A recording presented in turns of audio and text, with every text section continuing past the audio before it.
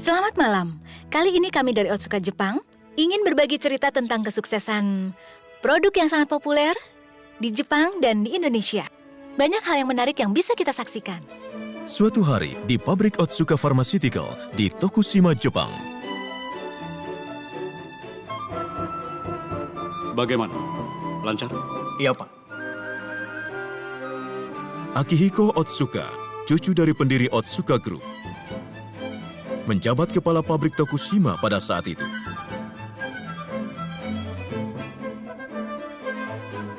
Ayah Akihiko, yaitu Masahito Otsuka, adalah seorang pimpinan perusahaan yang karismatik dan telah menciptakan berbagai produk terkenal seperti obat oles Oro 9H atau minuman Oronamin C, sehingga perusahaan menjadi sangat maju.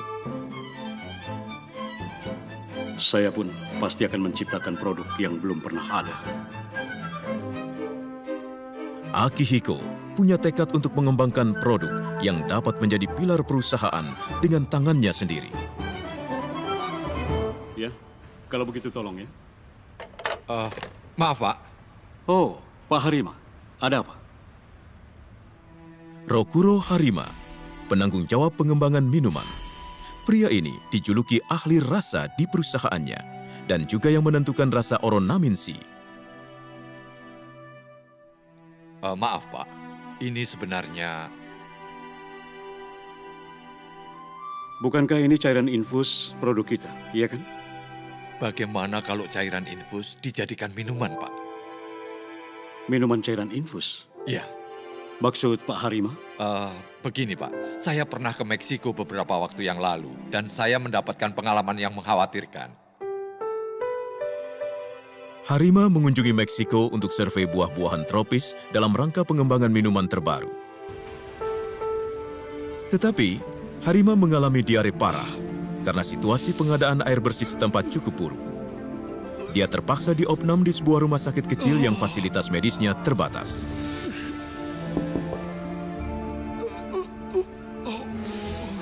Oh, dokter.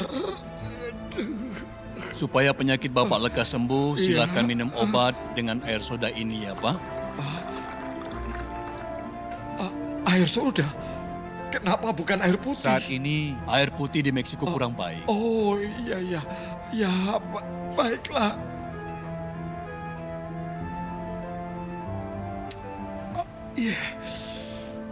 Baiklah, Pak, akan saya jelaskan. Air dan zat gizi tubuh berkurang secara drastis karena diare. Kalau tidak menambah kadar air tubuh, akan terjadi dehidrasi atau kekurangan cairan. Meskipun hal ini sudah kita lakukan, nantinya kita juga harus menambah gizi. Oh, ya. Kalau saja ada fasilitas infus di rumah sakit ini, masalahnya sudah selesai. Pak Harima yang berpikiran seperti itu, tiba-tiba teringat kembali sebuah peristiwa. Saya pernah melihat seorang dokter minum cairan infus untuk menggantikan cairan tubuh yang hilang setelah selesai operasi yang berjam-jam. Betul. Ada baiknya kalau kami mengembangkan cairan infus sebagai produk yang layak diminum.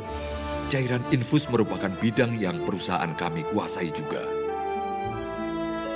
Dalam bidang cairan infus untuk penggunaan di rumah sakit, Otsuka Pharmaceutical menguasai pasar domestik. Saya punya ide untuk mengembangkan cairan infus agar dapat diminum. Cairan infus untuk diminum?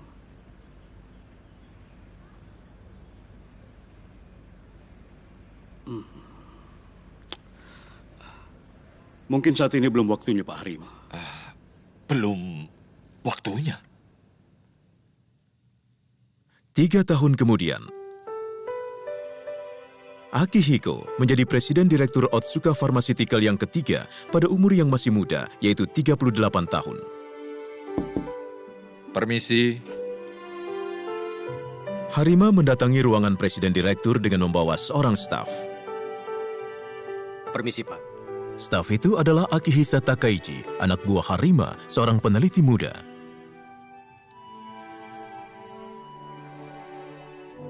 Saya panggil Anda berdua karena ada permintaan. Iya, Pak. Iya, Pak. Pak Harima, Anda pernah berkeinginan untuk mengembangkan minuman cairan infus, bukan? Benar, Pak. Saya kira sekaranglah saatnya. Saya dengar belakangan ini banyak orang senang berjoging. Itu buktinya kepedulian akan kesehatan makin meningkat. Pada saat itu, olahraga jogging sedang menjadi tren di masyarakat. Dan peralatan seperti alat olahraga lari sangat laris. Maksud Bapak, mengubah rasa cairan infus supaya enak diminum? Tidak. Sebenarnya, Saya ingin menciptakan minuman kesehatan. Minuman kesehatan? kalau berkeringat, elektrolit seperti ion natrium atau ion kalium ikut keluar dari tubuh bersama air. Saya ingin menciptakan minuman yang komposisinya sama dengan keringat sehingga menambah elektrolitnya. Oh, begitu ya. Lalu, konsep rasa pun disampaikan secara jelas. Rasa yang tidak membosankan. Walaupun diminum setiap hari, harus terasa enak di tenggorokan. Enak di tenggorokan? Minuman kesehatan. Kata-kata dirut menarik juga ya. Tapi enak di tenggorokan itu seperti apa ya, Pak? Takaichi, itulah tugasmu walau akan memakan waktu yang lama. Hah? Saya serahkan pengembangannya kepada kamu. Kepada saya? Iya, lakukan seperti yang kamu mau. Ya, baiklah, Pak.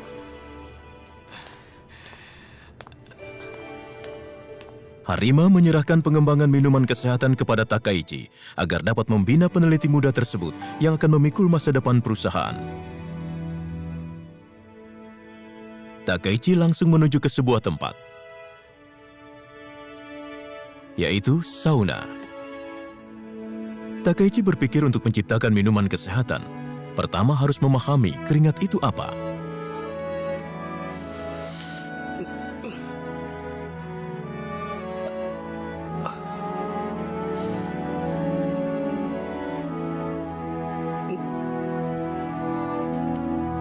Asin banget. Lalu Takaichi berjalan-jalan di sekitar perusahaan dan mengambil sampel keringat yang merembes dari kulit. Takaichi mengadakan analisa tentang komposisi dua keringat yang diambil di sauna dan saat berjalan-jalan.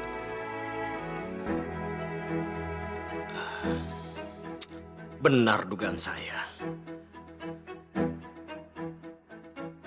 Takaichi ingin memeriksa konsentrasi ion natrium, yaitu kadar garam, yang menjadi sebab asinnya keringat. Nilai konsentrasi sampel keringat di sauna jauh lebih tinggi. Keringat itu bukan hanya satu jenis. Setelah mandi di sauna atau berolahraga yang berat, konsentrasi kadar garam dalam keringat menjadi tinggi. Sedangkan konsentrasi kadar garam dalam keringat sehari-hari rendah. Minuman yang ingin kami ciptakan adalah minuman untuk menambah kadar air tubuh dalam kehidupan sehari-hari. Kalau seperti itu, kami lebih baik mengambil patokan pada keringat dengan konsentrasi kadar garam yang rendah. Takaichi langsung membuat minuman uji coba dengan persis mengikuti komposisi keringat saat berjalan-jalan. Pak Harima, Oh, Takaichi. ini minuman yang dibuat dengan komposisi keringat. Mohon dirasakan. Iya, iya. Oh, sudah jadi. Silakan, Pak. Ya, baiklah.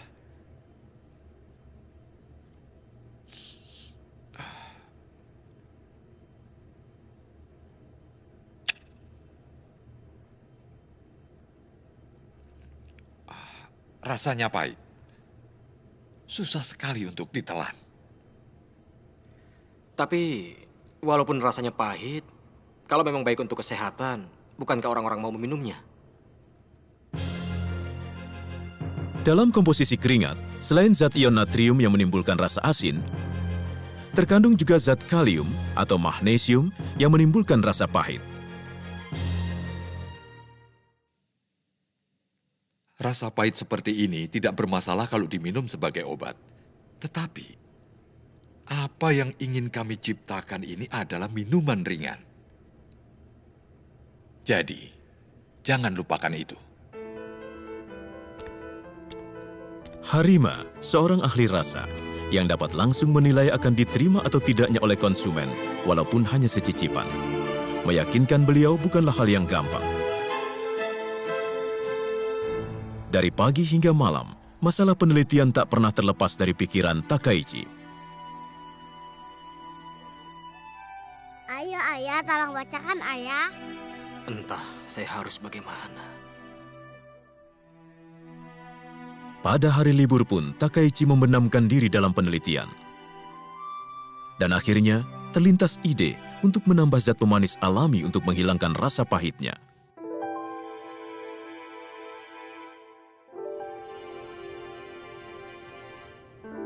Bagaimana, Pak? Pahitnya memang berkurang. Hanya keseimbangan rasanya tidak tepat. Karena rasanya masih terlalu manis. Tapi untuk menghilangkan rasa pahitnya, Dengarkan saya. Apa yang ingin kami ciptakan bukan minuman jus, tetapi minuman kesehatan. Maka kadar gulanya semestinya ditekan serendah mungkin. Dan ingat, konsentrasi kadar gula harus di bawah 10%. Kamu paham kan? baik, Pak. Saat itu, minuman ringan pada umumnya mengandung kadar gula lebih dari 12%. Dan minuman yang laris adalah minuman yang manis. Akan tetapi, Harima menyuruh mengembangkan minuman yang tidak terlalu manis. Minuman yang tidak terlalu manis tanpa rasa pahit. Percobaan Takaichi dalam menciptakannya mengalami maju mundur. Hampir 3 tahun berlalu sejak pengembangan minuman dimulai. Mohon dicoba.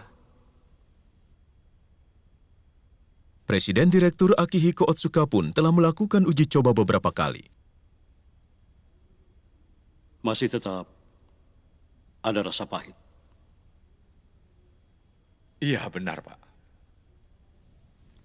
Minuman uji coba yang dibuat oleh Takaichi sudah mencapai lebih dari 1.000 jenis. Permisi. Saat itu, seorang karyawan masuk ke ruangan.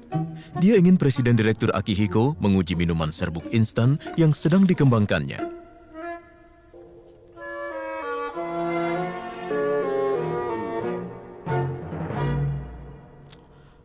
Minuman ini juga masih... Minuman sangat ini jauh juga masih sangat jauh dari sempurna. Lalu kemudian...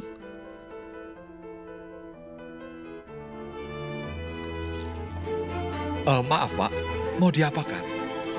Dua-duanya belum sempurna. Bagaimana kalau dicampur?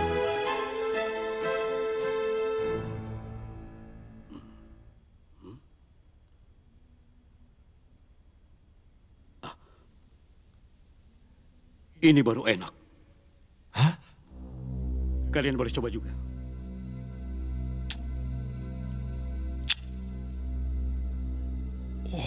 Benar. Sekarang rasa pahitnya hilang. Minuman serbuk instan ini rasa apa? Minuman serbuk instan rasa jeruk. Oh, begitu. Mungkin rasa pahit yang khas dari jeruk dapat menutupi rasa pahit yang tidak enak. Begitu ya. Berkat apa yang dilakukan Presiden Direktur Akihiko yang tak terduga, pengembangan minuman kesehatan maju 1 langkah. Kok baru pulang? Ada apa? Kenapa beli buah sebanyak itu? Tidak apa-apa. Tolong siapkan pisau, papan potong, dan juga gelas baik mungkin ya. Iya, baik. Buah-buahan yang lebih cocok itu apa? Kita mulai. Takaichi membeli beberapa jenis jeruk dan mencampurnya dengan minuman kesehatan, lalu dicoba minum.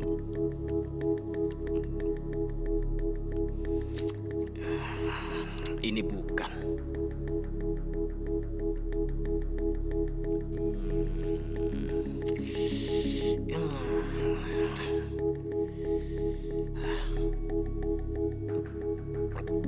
Ini juga bukan.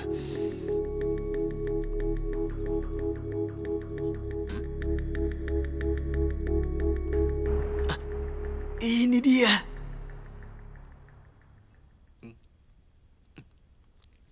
Salah satu jenis jeruk menunjukkan efek luar biasa untuk menutupi rasa pahit.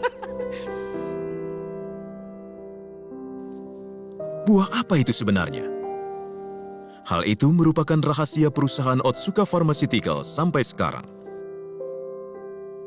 Takaichi semakin mendalami penelitiannya hingga akhirnya berhasil membuat minuman dengan konsentrasi kadar gula di bawah 10%. Takaichi menyeleksi 2 jenis minuman untuk uji coba pada tahap akhir. Yang ini dengan konsentrasi kadar gula 6,2%, sedangkan yang ini adalah 7%.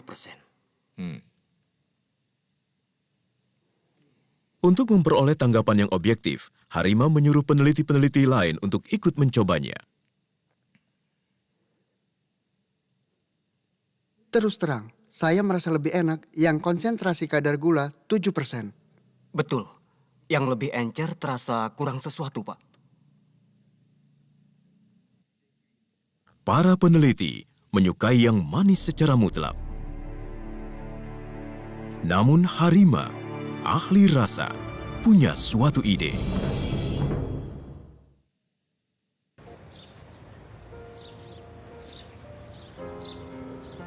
Beberapa hari kemudian, sesudah uji coba di laboratorium, Harima mengajak peneliti bawahannya untuk mendaki gunung dalam kota Tokushima.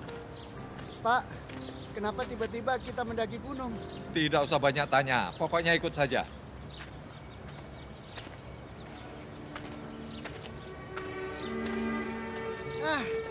Akhirnya sampai juga. Setibanya di puncak gunung, Harima mengatakan, Mari, sekarang kita minum dulu. Minum apa, Pak? Harima menyuruh para peneliti untuk mencoba 2 jenis minuman A dan B. Sebenarnya minuman ini sama dengan minuman yang dicoba di laboratorium beberapa waktu yang lalu.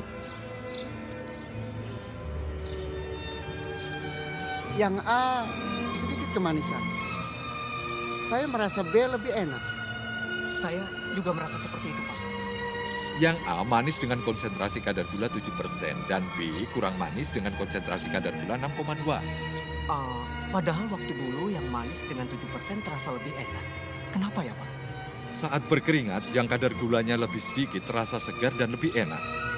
Dan ini kan minuman kesehatan. Nah, makanya harus terasa enak diminum waktu beraktivitas.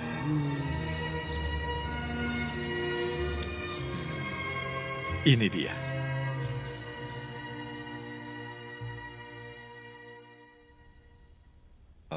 Rasanya bagaimana, Pak? Ini yang kuinginkan. Baik, dengan rasa ini saja.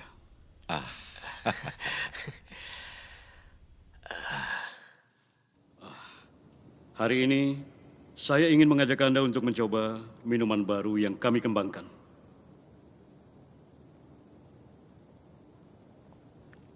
Pada hari itu, kebanyakan direktur pertama kali mencoba minuman kesehatan yang dikembangkan bertiga oleh Presiden Direktur Akihiko, Harima, dan Takaichi. Bapak Direktur, terus terang saya merasa rasanya kurang enak. Karena rasanya tawar. Terus terang ini tidak enak. Siapa yang mau minuman seperti ini? Rasa asin seperti ini tidak bakal laku. Iya. Betul kan? Iya, Saya pikir tidak akan laku.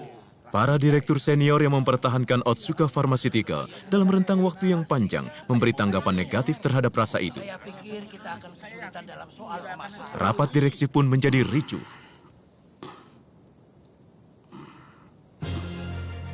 Lalu kemudian, saya mengerti tanggapan Anda. Tetapi Anda saat ini meminumnya di ruangan rapat. Cobalah meminumnya setelah berkeringat. Dan dipersilahkan minum berulang kali. Dengan demikian, Anda baru akan mengerti hebatnya produk ini.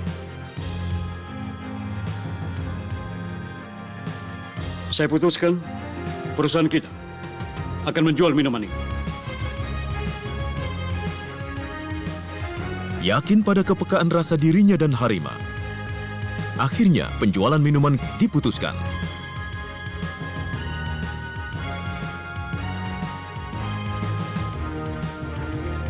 Produknya diberi nama Pocari Sweat, yaitu kata Pocari yang memiliki kesan menyegarkan, digabung dengan kata sweat yang memiliki arti keringat dalam bahasa Inggris. Pada bulan April tahun 1980, penjualan Pocari Sweat dimulai. Karyawan marketing dan semua karyawan lainnya mengunjungi toko-toko pengecer agar Pocari Sweat dipajang di lebih banyak tempat walaupun masing-masing hanya satu kaleng. Kepala tim marketing Jiro Tanaka juga mengunjungi pengecer langganannya. Selamat siang, saya Tanaka dari Otsuka. Hari ini saya ingin menawarkan minuman baru yang diluncurkan oleh perusahaan kami. Wah, seperti apa itu? Pocari Sweat namanya. Silakan dicoba, silakan.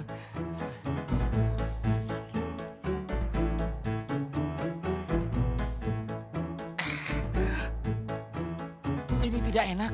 Kalau begini, tidak bakal laku. Tolong jangan berkata begitu. Tolong dipajang 2 atau 3 kaleng saja. Tidak apa-apalah untuk percobaan. Tidak, Tolonglah. saya yakin ini tidak laku. Rasanya tanggung, asin tidak, manis juga tidak. Saya bingung bagaimana cara menawarkan kepada konsumen. Oh, begitu ya. Begitu juga di toko pengecer lain. Kalau rasanya seperti ini, tidak akan laku. Nggak manis. Maaf ya. Untuk mencoba menawarkan kepada konsumen secara langsung, dibukalah kios di berbagai event dan menjualnya dengan harga Rp10.000. Tetapi, Aduh, minuman apa ini? Benar, rasanya aneh, nggak jelas. Masa minuman kayak gini suruh bayar? Maafkan kami.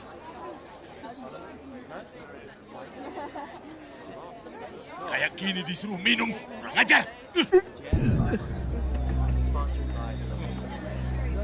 Hei, pergi. reaksi konsumen sangat buruk, sebagaimana yang sudah dicemaskan oleh direksi. Maaf, Pak. Sepertinya memang ada masalah dengan rasanya, Pak. Benar, Pak.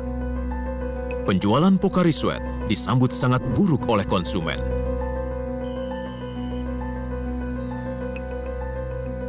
Pak Direktur,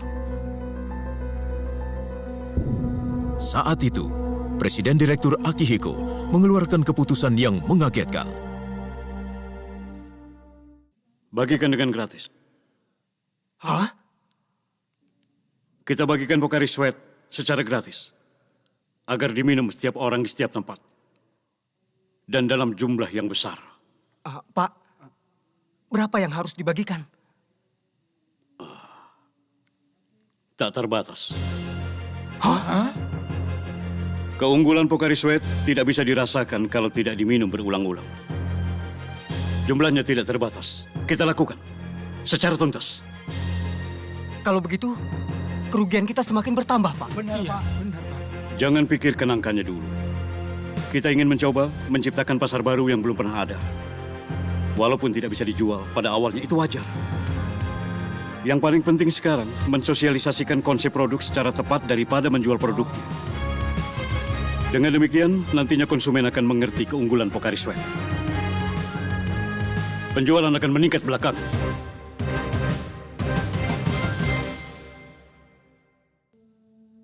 Pocari Sweat terasa paling enak saat berkeringat. Yang paling cocok untuk membagikan ini.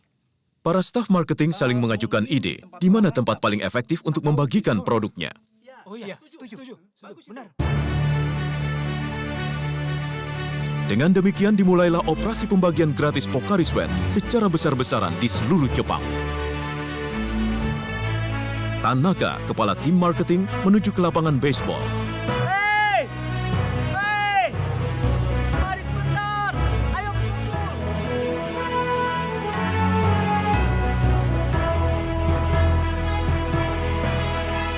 Nah, anak-anak, kalian haus kan?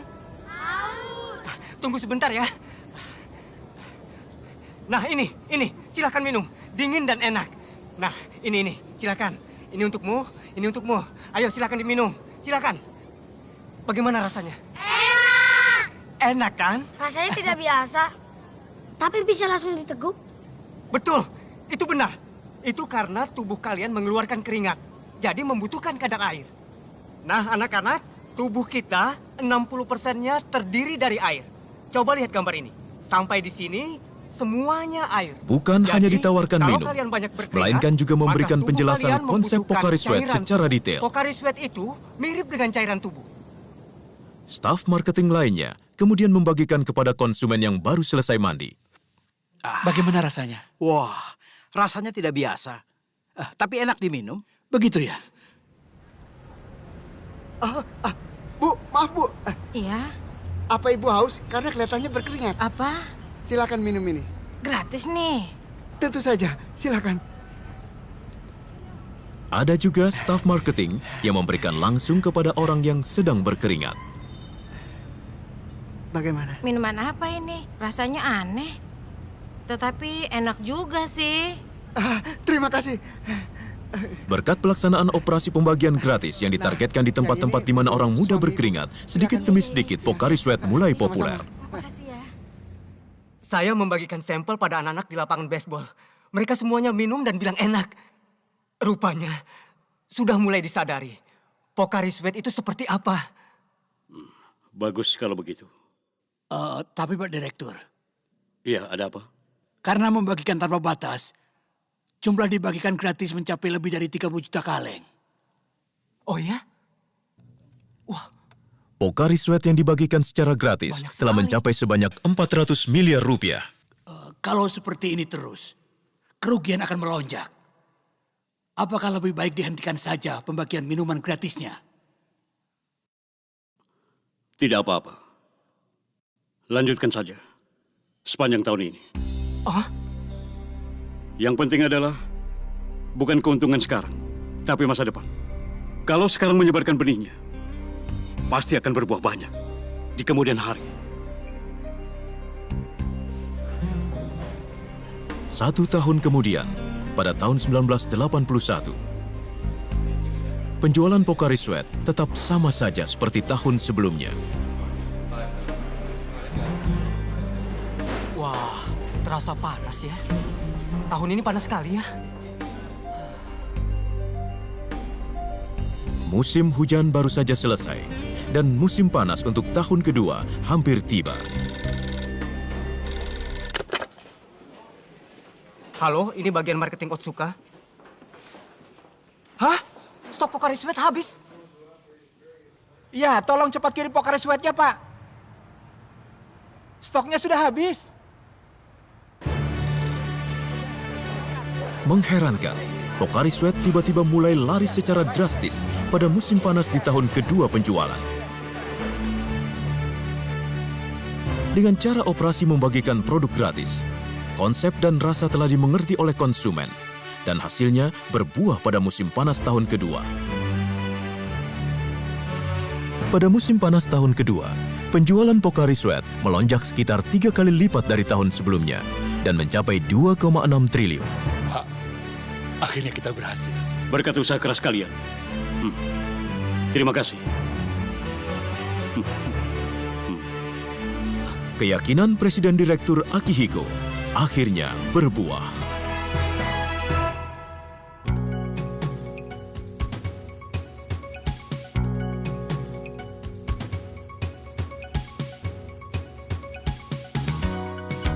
Di Indonesia dikenal ada bulan Ramadan dan diadakan yang namanya aktivitas promosi saat Ramadan. Orang-orang yang beragama Islam pada bulan Ramadan tidak boleh makan dan minum dari subuh sampai maghrib. Namun, kalau matahari sudah terbenam, baru boleh makan dan minum. Begitu. Nah, pada saat itulah Pocari Sweat dibagikan secara gratis. Di sini juga dibagikan secara gratis ya? Benar. Oh. Saking lapar dan haus rasanya jadi enak sekali. Nama Pocari Sweat tersebar cepat dari mulut ke mulut dan larisnya luar biasa. Melihat peluangnya sangat luar biasa. Betul ya? sekali. Iya, benar sekali. Ada satu lagi cara pemasaran yang efektif di Indonesia.